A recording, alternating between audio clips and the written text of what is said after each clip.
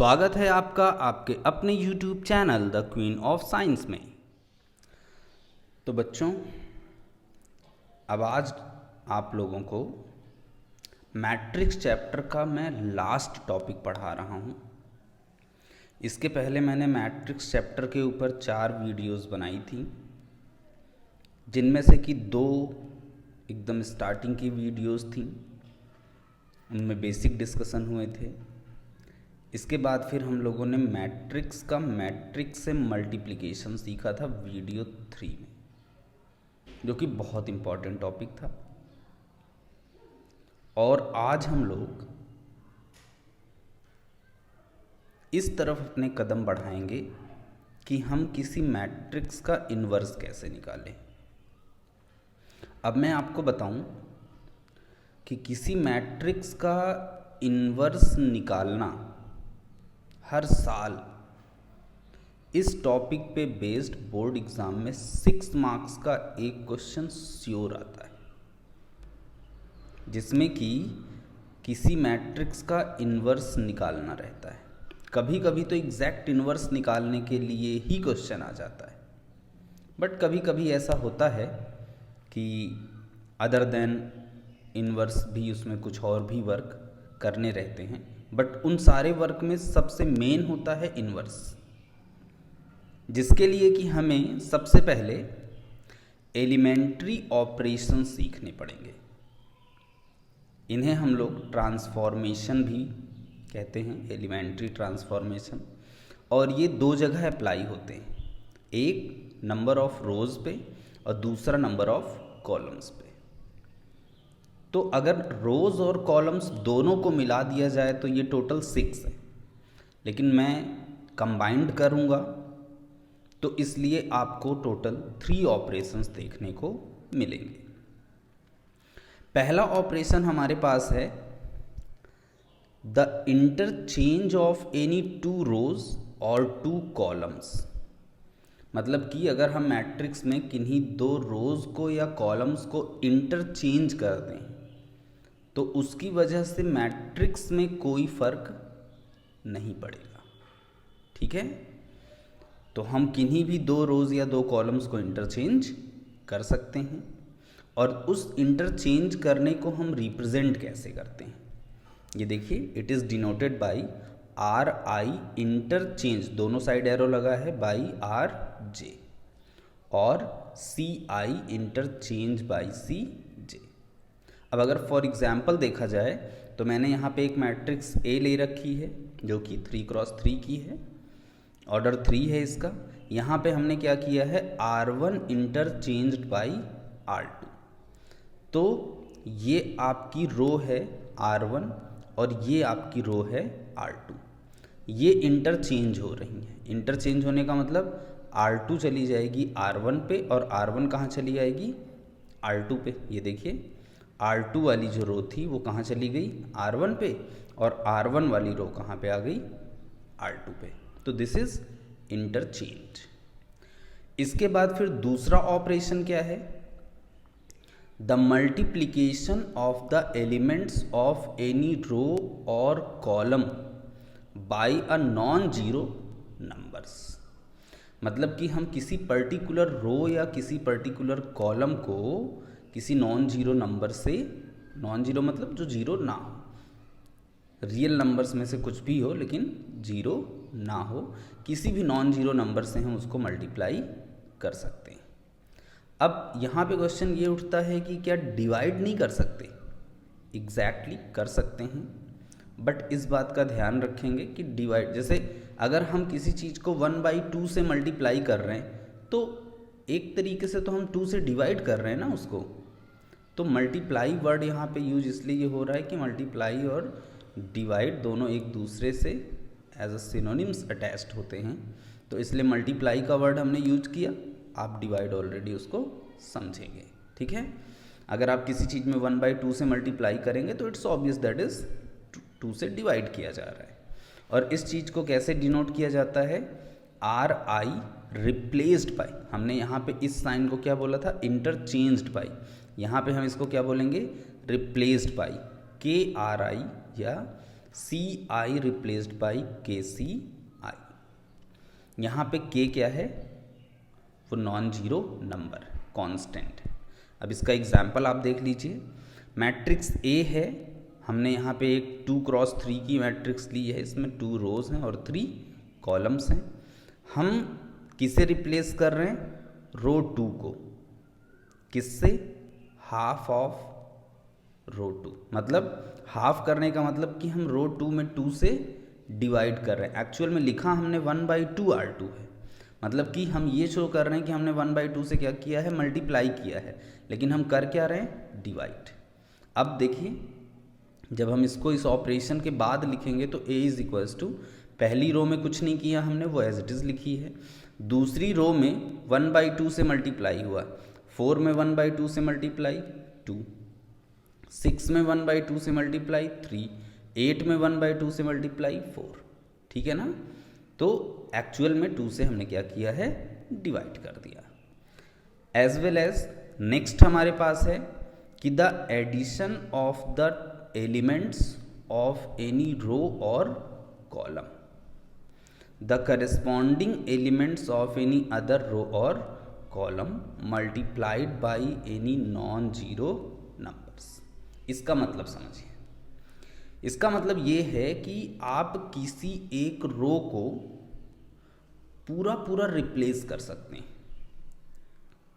किन्हीं उस वाली रो को किसी दूसरी रो के साथ एडिशन में, और प्लस अगर आप चाहें तो किसी कांस्टेंट के साथ मल्टीप्लाई भी या डिवाइड भी कर सकते हैं। इसको और अच्छे से समझिए, एग्जाम्पल के थ्रू ये आपको और बेटर समझ में आएगा। डिनोट करने की चीज़ तो मैंने लिख दी है। अब देखिए, जैसे ये फॉर एग्जाम्पल में एक मैट्रिक्स है हमारे पास 1 2 3 4 5 6 7 8 9, 3x3 ऑर्डर 3 है इसका। हमने यहाँ पे क्या लिखा, R1 मतलब कि रो 1 is replaced by R1 plus 2R2। यहाँ पे जो फर्स्ट रो है वो रिप्लेस हो रही है कैसे, R1 में हम सेकेंड रो को ऐड कर रहे हैं, लेकिन सेकेंड रो में पहले 2 से मल्टीप्लाई करने के बाद। अब आप इस ऑपरेशन को ऑपरेट होते हुए देखिए। तो इसके लिए हम क्या करेंगे कि पहले आप अपने मन में या कहीं साइड में लिख भी सकते हैं, जो R2 है वो 2 से मल्टीप्लाइड है, R2 में हमने 2 से मल्टीप्लाई किया, 4 2 ज़ा 8, 5 2 ज़ा 10, 6 2 ज़ा 12, और जितना आ गया अब वो R1 में ऐड होगा, तो ये 8 ऐड हो जाएगा 1 में, कितना 9, 5 ऐड हो जाएगा किसमें, सॉरी 10 ऐड हो जाएगा 2 में 12, और ये 12 ऐड हो जाएगा 3 में, तो ये हो जाएगा 15। और इस चीज़ को हम लिखेंगे कहाँ पे, R1 की प्लेस पे। तो ये हो गया। R2 R3 में कोई चेंजेस किए नहीं गए हैं, तो R2 R3 को हम एज इट इज़ लिख देंगे। इन ऑपरेशंस को करने से मैट्रिक्स पे कोई फर्क नहीं पड़ता, मतलब कि हम मैट्रिक्स के किन्हीं 2 रोज या कॉलम्स को इंटरचेंज कर सकते हैं, किसी पर्टिकुलर रो में किसी नंबर से मल्टीप्लाई या डिवाइड कर सकते हैं, या कॉलम में भी, और किसी पर्टिकुलर रो को हम हटा सकते हैं और उसकी जगह पे वो रो और प्लस दूसरी रो कुछ मल्टीपल के साथ वो रिप्लेस हो जाएगा। तीसरे वाले में आप कंसंट्रेट करिएगा, काफ़ी यूज होना है इस तीसरे का। अब आप इसके कुछ और चीज़ें समझिए कि इसके थ्रू हम मैट्रिक्स का इन्वर्स कैसे निकालेंगे। ऑपरेशंस तो आपने सीख लिए, अब बात आती है इन्वर्स निकालने की। इन्वर्स के लिए जो टॉपिक यूज होता है that is invertible matrix. Invertible matrix का मतलब हो गया कि क्या किसी मैट्रिक्स का इन्वर्स पॉसिबल है। अब यहाँ पे मैं सबसे पहले आपको एक चीज़ बता दूं कि आपने 2 तरीके की मैट्रिक्सेस देखी हैं, एक रेक्टेंगुलर शेप में होती हैं 1x3, 2x3, 4x3 इस तरीके से, और एक स्क्वायर शेप में होती हैं 1x1, 2x2, 3x3, 4x4। 4x4 फिलहाल आपके कोर्स में नहीं है, तो 3x3 तक आपके कोर्स में है। तो मान लीजिए 3x3, तो वहाँ पे नंबर ऑफ रोज और नंबर ऑफ कॉलम सेम होते हैं। तो किन्हीं भी मैट्रिक्स का इन्वर्टिबल होने का सबसे पहला तो यही है कि वहाँ पे मैट्रिक्स का स्क्वायर होना जरूरी है। मतलब कि नंबर ऑफ रोज और नंबर ऑफ कॉलम्स सेम, ठीक है। इसीलिए देखिए मैंने लिखा है if there are two square matrix of same order, दो स्क्वायर मैट्रिक्स हों और उनका ऑर्डर सेम हो, और वो दो स्क्वायर मैट्रिक्स हमने क्या ली हैं, ए और बी। अगर हमारे पास ये कंडीशन पॉसिबल है, हमने ए में बी ऑपरेट किया या हमने बी में ए ऑपरेट किया और इनके ऑपरेट करने के बाद हमें मिला क्या, आइडेंटिटी मैट्रिक्स।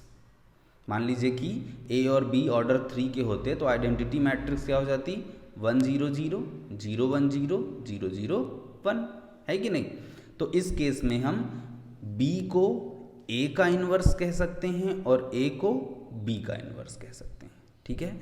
तो यहाँ पे मैट्रिक्स ए और मैट्रिक्स बी कैसी मैट्रिसेस हो जाएंगी, इन्वर्टिबल मैट्रिक्स हो जाएंगी। देखिए कैसे होता है ये ऑपरेट, ए बी जब हमने ऑपरेट किया तो आइडेंटिटी मैट्रिक्स आ गई, तो हम लिख सकते हैं बी इज इक्वल्स टू आई और ए आ गया अपॉन में, ठीक। फिर ये जब ए अपॉन में आया ऊपर जाएगा तो ए इन्वर्स हो जाएगा। और किसी भी मैट्रिक्स का अगर हम किससे, आइडेंटिटी मैट्रिक्स से मल्टीप्लाई करते हैं तो वही मैट्रिक्स आती है, ये आप पहले ही समझ चुके थे। तो बी इज इक्वल्स टू हो गया A inverse, as well as A is equals to हो जाएगा बी इन्वर्स, ठीक। अब इसके कुछ पॉइंट्स हैं जिन पे आपको कंसंट्रेट करना चाहिए। पहली चीज़ तो यही मैंने आपको पहले ही बता दी है कि किसी रेक्टेंगुलर मैट्रिक्स के इन्वर्स नहीं निकाला जा सकता है। दूसरी चीज़ कि अगर किसी स्क्वायर मैट्रिक्स का इन्वर्स निकल रहा है, एग्जिस्ट कर रहा है, तो ये यूनिक होगा, मतलब कि उसके अलावा कोई दूसरा इन्वर्स उस स्क्वायर मैट्रिक्स का पॉसिबल नहीं है। तीसरी चीज़, अगर हमारे पास कोई दो मैट्रिक्स हैं सेम ऑर्डर के और वो इन्वर्टिबल हैं, मतलब कि उनका इन्वर्स निकलना पॉसिबल है, तो वो इस रूल को फॉलो करेंगे, A B inverse is equals to B inverse A inverse, ठीक है। इसके बाद फिर किसी मैट्रिक्स को अगर हमें फाइंड आउट करना है तो हम चीज़ों को लिखते कैसे, to find inverse of a matrix take always A is equals to I A. अब बताइए क्या ये चीज़ आपको समझ में आ रही है, ए इज इक्वल्स टू आई ए, ये ए मतलब मैट्रिक्स है, यहाँ पे ये आई का मतलब आइडेंटिटी मैट्रिक्स और ये ए मैट्रिक्स है। अगर हम मैट्रिक्स ए को आइडेंटिटी मैट्रिक्स से ऑपरेट करते हैं तो आप जानते हैं कि मैट्रिक्स ए ही मिलेगा हमें, तो इसलिए ये दोनों चीज़ें आपस में इक्वल हैं। हम करते क्या हैं, हम यहाँ पे मैट्रिक्स ए की वैल्यू रखेंगे, यहाँ पे उसी ऑर्डर की आइडेंटिटी मैट्रिक्स रखेंगे जिस ऑर्डर का ए रहेगा, और फिर ए पे और आई पे इसको हम एज अ ए लिखे रहते हैं, इसमें कोई चेंजेस नहीं करते हैं, ठीक है। ए पे और आई पे ऑपरेशंस करते चले जाते हैं जो आपने पीछे एलिमेंट्री ऑपरेशंस पढ़े हैं, और ये पूरा कोशिश करते हैं कि ये वाला जो ए है ये आई बन जाए, मतलब आइडेंटिटी मैट्रिक्स बन जाए, तो हमें ए इन्वर्स पता चल जाता है। तो कुछ आपको थोड़ा सा समझ में आ गया होगा, बाकी जब हम लोग इसके ऊपर क्वेश्चन उठाएंगे तो आपको ये बहुत बेटर समझ में आएगा, ठीक है। और ये लास्ट वाला पॉइंट, इस पॉइंट के ऊपर क्वेश्चंस पूछे जाते हैं 2 मार्क्स में, 3 मार्क्स में, इसलिए मैं आपको इस पॉइंट पे फोकस करने के लिए भी कहूँगा। If all elements of one और मोर रोज आर जीरो, मतलब किसी भी कॉलम के या किसी भी रो के सारे एलिमेंट्स क्या हो जाएं, जीरो हो जाएं कुछ ऑपरेशंस करने के बाद। अगर हम कुछ ऑपरेशंस कर दें और उसके बाद उसके सारे उसके रो में सारे एलिमेंट्स जीरो हो जाएं या कॉलम में सारे एलिमेंट्स जीरो हो जाएं, तो इसका मतलब कि उस मैट्रिक्स का इन्वर्स एग्जिस्ट नहीं कर सकता है। और इसके ऊपर मैं आपको एक एग्जाम्पल भी दिखाता हूँ, ठीक है। देखिए एक एग्जाम्पल, क्वेश्चन आपके सामने लिखा है कि find inverse of matrix A if exist by elementary transformation. तो मैंने अभी आपको बताया था कि अगर किसी मैट्रिक्स का इन्वर्स निकालना है तो हम पहले क्या लेते हैं, ए is equals to I A. अब यहाँ पे हमने ए लिख लिया, फिर हमने यहाँ पे आई लिख लिया, यहाँ पे देखिए ए किस ऑर्डर का था, ऑर्डर 2 का, तो हमने आइडेंटिटी मैट्रिक्स भी लिखी ऑर्डर 2 की। और साइड में उसके ए लिख लिया। अब हमारा टारगेट ये होता है कि हम कुछ एलिमेंट्री ऑपरेशंस लगाएं। अगर आप एलिमेंट्री ऑपरेशंस रोज़ के लगा रहे हैं तो रोज़ के ही लगाएंगे, और अगर कॉलम्स के लगा रहे हैं तो कॉलम्स के ही लगाएंगे। इस बात का आप ध्यान रखिएगा। ये कभी नहीं होना चाहिए कि आप एलिमेंट्री ऑपरेशन रोज़ के लगा रहे हैं, बीच में आपको लगा यार यहाँ पे कॉलम लगा लें तो मज़ा आ जाएगा, तो आप कॉलम लगा लिए। नहीं, ऐसा नहीं करना है। अगर आप रोज़ के एलिमेंट्री ऑपरेशन लगाएंगे तो रोज़ के लगाएंगे, कॉलम्स के लगाएंगे तो कॉलम्स के लगाएंगे, ठीक है, मिक्स नहीं करेंगे। तो यहाँ पे हमारा टारगेट ये होता है कि ये जो मैट्रिक्स ए है इसमें कुछ ऑपरेशन करते हुए हम चले जाएं और ये इसके जैसा दिखने लगे, और जब ये इसके जैसा दिखने लगेगा तो ये कुछ और हो जाएगा, और जो बनेगा that is the A inverse, ठीक है। तो हमने यहाँ पे क्या किया कि पहला ऑपरेशन लगाया R1 रिप्लेस्ड बाई 1/6 R1। क्यों ऐसा किया हमने? क्योंकि इसे हमें इस तरीके का रूप देना है, फॉर्म देना है। तो पहला एलिमेंट यहाँ पे क्या है? 1। आइडेंटिटी मैट्रिक्स में पहला एलिमेंट यहाँ पे क्या होता है? 1। तो यहाँ पे ये 6 नहीं होना चाहिए, बल्कि क्या होना चाहिए? 1। और कब होगा? जब 6 से इसमें डिवाइड कर देंगे। तो इसलिए हमने क्या किया कि R1 रिप्लेस्ड बाई 1/6 R1। तो पूरे में 6 से डिवाइड हो गया, तो 6 में 6 से डिवाइड 1, -3 में 6 से डिवाइड करोगे -1/2। इसमें कोई चेंज नहीं है, तो -2 और 1 एज इट इज़। और यहाँ पे भी याद रखिएगा, LHS में भी ऑपरेट होगा, RHS में भी ऑपरेट होगा। यहाँ पे भी 1 में 6 से डिवाइड हुआ, 1/6 R1 में ही करेंगे। 0 में 6 से डिवाइड हुआ तो 0 ही रहेगा, नहीं रहेगा? बिल्कुल रहेगा। और सेकेंड रो में कोई चेंज नहीं है, 0 1 एज इट इज़। फिर हमने एक और ऑपरेशन लगाया कि ये 0 हो जाए, ये जो -2 है ये क्या हो जाए? 0, क्योंकि इस तरीके का फॉर्म देना है। तो यहाँ पे ये सेकंड एलिमेंट जो है क्या है? 0 है, तो ये 0 हो जाए। तो उसके लिए हमने ऑपरेशन दिया R2 replaced by R2 + 2R1। तो जब हमने ये ऑपरेशन दिया और सिंप्लीफाई किया तो देखिए सेकंड वाली रो के दोनों एलिमेंट्स क्या हो गए? 0।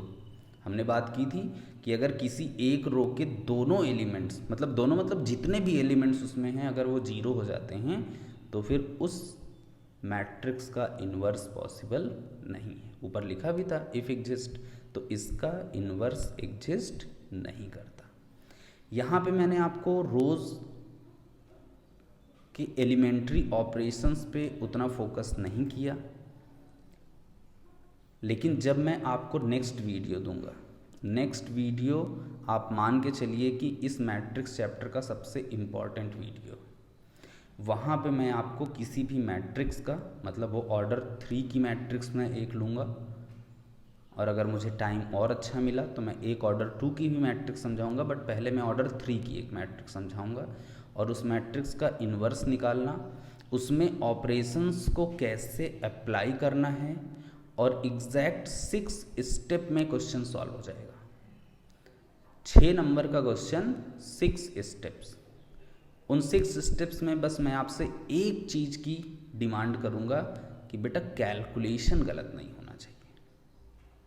कैलकुलेशन अगर आपने गलत कर दिया तो फिर इन्वर्स नहीं निकल सकता, अदरवाइज़ इन्वर्स आपका गलत ही नहीं हो सकता। इस चीज़ की मैं गारंटी लेता हूँ। अगली वीडियो जो मेरी आएगी उसको देखने के बाद इन्वर्स निकालना आपको एकदम चुटकियों में आ जाएगा। Okay, thank you.